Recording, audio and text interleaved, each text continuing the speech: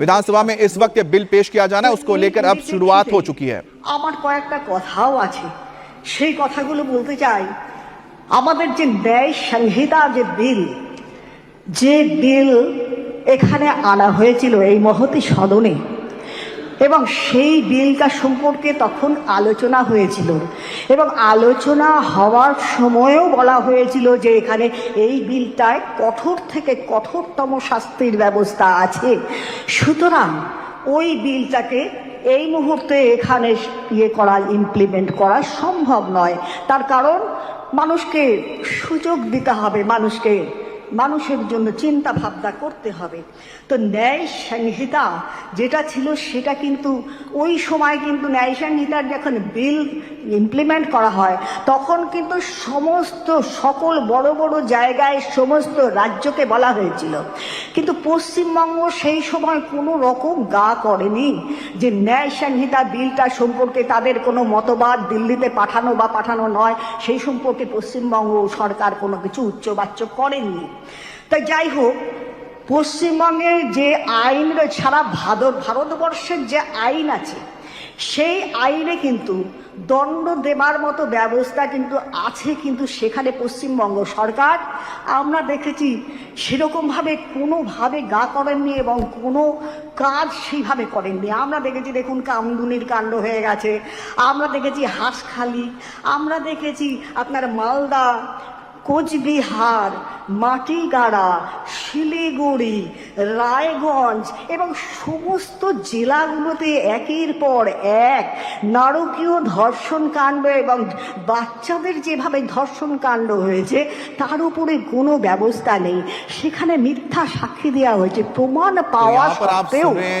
সেই জায়গায় প্রমাণ থাকা সত্ত্বেও कुचबिहार विधायक ये बता रही हैं कि देश में जो न्याय संहिता बिल लाया गया है उसमें रेप और मर्डर को लेकर ऐसे गुनाहों के लिए कड़े कानून, कठोर कानून मौजूद हैं, लेकिन जब बंगाल के पास ये कानून आया था उसमें जो राय देनी थी केंद्र को, उस दौरान इस पे कोई चर्चा नहीं की गई, राय नहीं दी गई। अगर उन पे उस वक्त चर्चा की गई होती,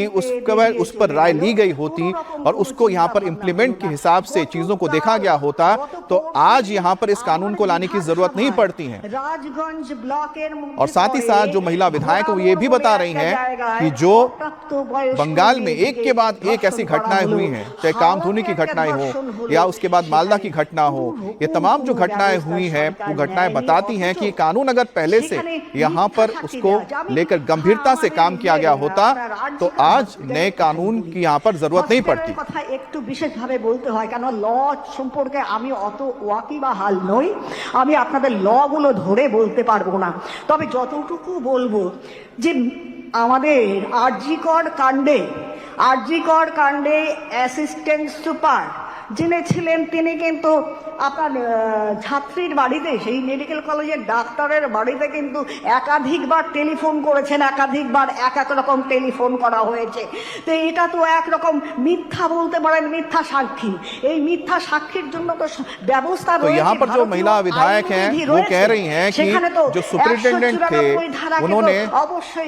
अस्पताल से एक से कई बार उन्होंने अस्पताल से फोन किया परिवार को और गलत उन्होंने जानकारी दी थी। তাকে যে মেরে ফেলা হলো এবং কতজন মিলে তাকে ধরে মেরে ফেলা হলো,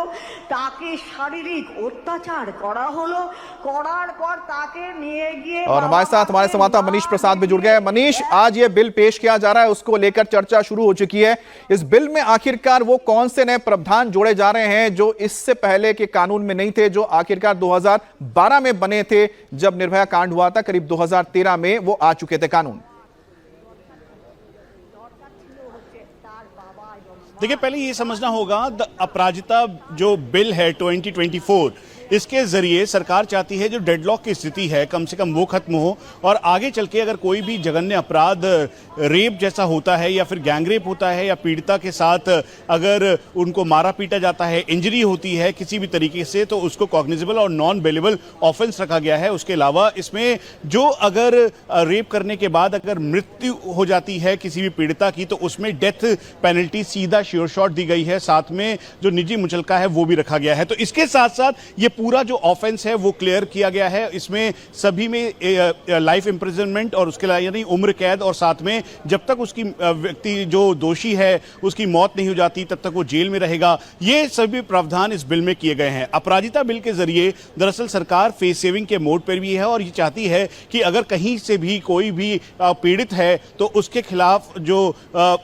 लंबा समय चलता है, जो लंबा एक जद्दोजहद चलती है कि उसे इंसाफ मिल सके, उसको जल्द से जल्द फास्ट ट्रैक किया जाए। तो ये इसके जरिए जो डेडलॉक की स्थिति, पीड़िता के समर्थन में जितने भी लोग इस समय कोलकाता और पूरे देश के अलग अलग जगहों पर सड़कों पर हैं, उनके और सरकार के बीच में यानी राज्य सरकार के बीच में जो डेडलॉक की स्थिति है उसे खत्म करना चाहती है। और यही वजह है कि इस बिल के माध्यम से आज ममता सरकार एक बड़ा स्टेप लेने वाली है। और हम आपको यही बता दें कि दरअसल इस बिल में जो अगर पिछले बिलों की अपेक्षा, निर्भया 2012 की अपेक्षा, बिल्कुल, तो आपका ये मानना है कि सरकार की ओर से कोशिश हो रही है कि जो एक तरह से गतिरोध बना हुआ है डॉक्टर्स और सरकार के बीच, उसको कम किया जा सकता है इस नए बिल को लाकर।